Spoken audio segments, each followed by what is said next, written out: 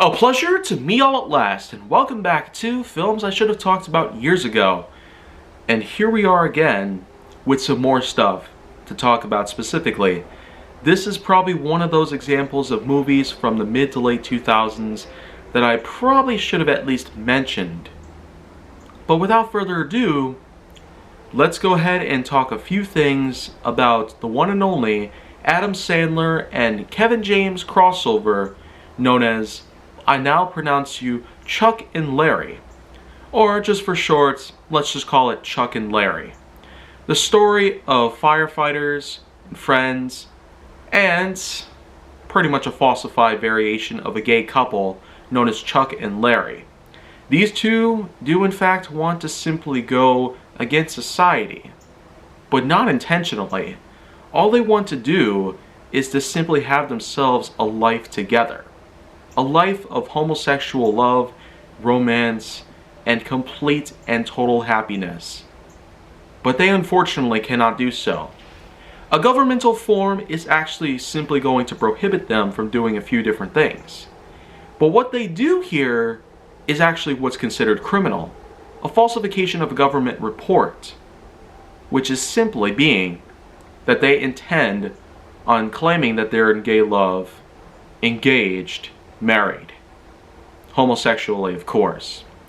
But they are actually not in this exact way. These firefighters do in fact want to keep their jobs, but they also want to have themselves some beneficial aspects in their lives. So they simply use this governmental form as some sort of exploit to try and get into the system and claim additional profits. After some time though, a lot of issues start to come up. Eventually they find out about the truth. A hearing is eventually put together and Chuck and Larry are at the defendant's table with not a lot of safety and help from people around them, because they technically have stolen from the city of New York, and as from what we hear from attorney, prosecutor himself, the one and only character played by the one and only Steve Buscemi himself. It eventually goes down to the fact that they actually did in fact all participate in this stuff. The firefighter team themselves of New York City, aside from what Chuck and Larry have already done, they had actually participated in this sort of nonsense as well. So the thing is, each of them take a stand against the judge and let them know exactly what they had done as a way to accessorize to the crime itself. But to top it all off, it's not just what happens with them, but it's also what happens with Commanding Officer Phineas Tucker, played by Dan Aykroyd. Because when he walks into the room and notices that Chuck and Larry are about to kiss in the front desk, in front of the judge and everybody else in the room, well, this is when the true chaos emerges. He stands up to them and simply lets them know the whole truth of it. And of course, this is where we see the kicker of the whole thing. He goes up to the judge and asks them, what's it gonna be? And as a result, they all land in a prison cell. Legit. They all are inside one cell. And it doesn't appear to be that big, by any means. So the thing is that with this governmental form fraud that they committed, they all have to pay the price. And when the judge actually lets them go, it's a simple slap on the wrist as their punishment. But how do they exactly resolve the whole thing from the ground up? They actually go and make their own calendar business. Yeah, they sell a bunch of calendars to people. That's technically what we have to say about this whole thing. Firefighters pretend to be in gay love, only to get caught and eventually put in court, where a hearing takes place. The judge would practically order them to be put in prison for fraud, but instead gives them a slap on the wrist after some reconciliation happens between them. So the thing is, gay love or not, These guys wanted to do something special with each other. But because of the weird laws that have taken place and lots of weird flaws that happened within the legal system in the state of New York, they had to do some extreme measures.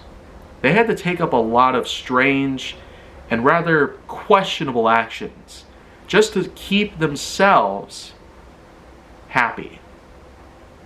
And that's basically what happened in 2007. You could hardly get a hold of this sort of right. But nowadays, the right is so huge that there is so much homosexuality around. I can never possibly explain how happy we should all be right now.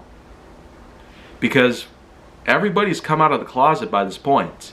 Celebrities of all sorts have themselves something to share with the world that nobody would have ever thought that they would be capable of doing. But yet that's what life is like today, 15 years later. And since Chuck and Larry, I'd say that there's been so much turnarounds happening with legal systems and a lot of rights being established to gay couples and homosexual romance that it is unbelievable. How could we ever not be happy as a result of this? Well, considering the fact that some people are putting up a huge fight against us, I'd say times are going to be tough.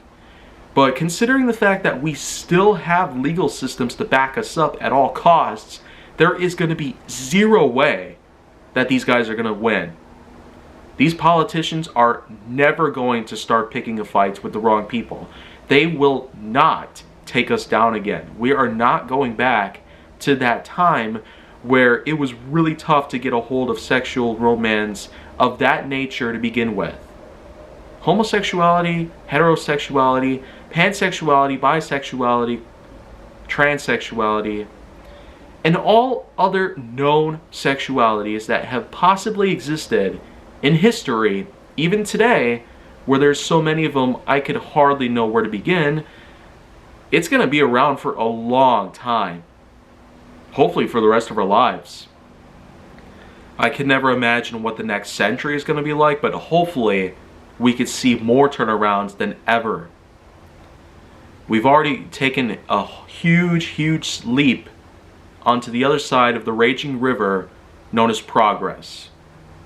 With every trial, every year, every day, and every breath that we've taken, we have simply waddled across those waters, sometimes falling over, but knowing that we should get back up and keep trying. We never gave up. All these years now, today, here in late 2022, it's safe to say we're in a much better place than ever.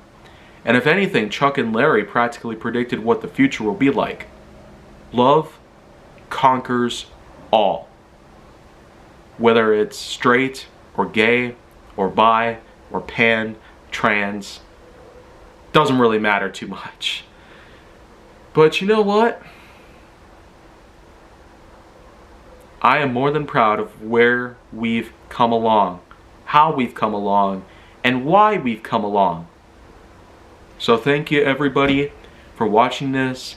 My overall rating on this movie would probably have to be about maybe a 7.1 because you don't entirely get a whole lot to enjoy from the likes of Adam Sandler and Kevin James and Steve Buscemi and Dan Aykroyd, but I still find this to be really special. Because of how significant it is today, it's fair to say we're probably going to be going through a lot within the next decade, but we're going to hold as strong as we possibly can. Strong.